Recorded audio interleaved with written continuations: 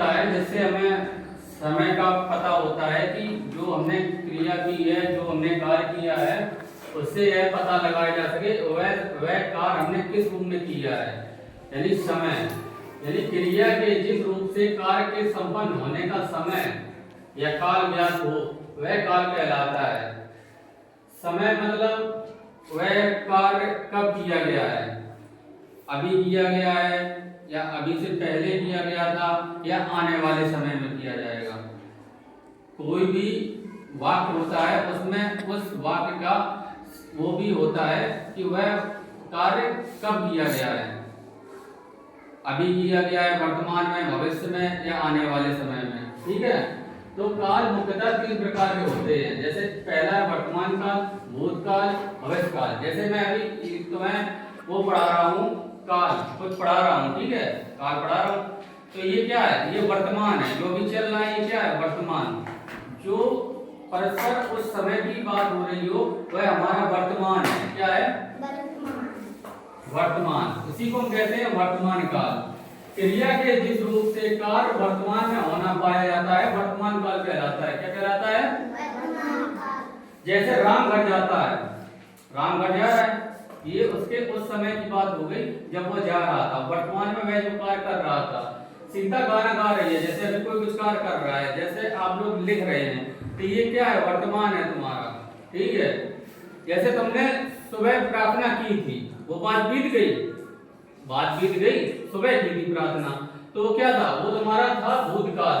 क्रिया के जिस रूप में बीते हुए समय का बोध हो वह भूतकाल कहलाता है। क्या कहलाता है, भूतकाल। जो हम कर चुके हैं वह समय हमारा भूतकाल कहलाएगा। ठीक है, यानी पास्ट, बीता हुआ समय। जैसे वह स्कूल जाता था, पहले कभी जाता था, उसका पुराना समय है। राम खाना खा चुका है, आप लोग सुबह खाना खा के आए हैं, तो वो भूतकाल की बात हो गई, पहले की बात हो गई। बच्चा खेल गया है, बच्चा खेल गया है, पहले उसने खेला था, खेल गया है।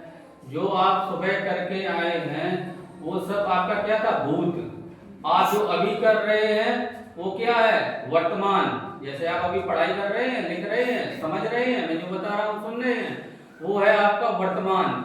और इसके बाद आप अगले टर्म में इंग्लिश पढ़ेंगे, वो आपका क्या है, भविष्य। काल 3 प्रकार के होते हैं, वर्तमान, भूत, भविष्य। इसके बाद आप जो भी करेंगे, लंच होगा, वो क्या होगा, आपका भविष्य। इसके बाद छुट्टी होगी, आप घर जाएंगे, वो कौन सा काल हो गया, आपका भविष्य काल। ऐसे क्रिया के जिस रूप से यह याद हो कि कार्य भविष्य में आने वाले समय में किया जाएगा वह भविष्य काल कहलाता है। जैसे वह कल कानपुर जाएगा, जैसे कल आपकी छुट्टी होगी, ठीक है, ये क्या हो गई, भविष्य की बात, यानी कल की बात, यानी आने वाले समय की बात। राम पाठ याद कर लेगा। जैसे मैंने ये जो काम आपको दिया है, मैंने कहा जो मैं आज करा रहा हूँ, कल छुट्टी है, आप याद करके लाना। भी भविष्य काल की बात हो गई, कल आप ये काम करके लाएंगे, तो ये बात क्या हो गई, भविष्य की।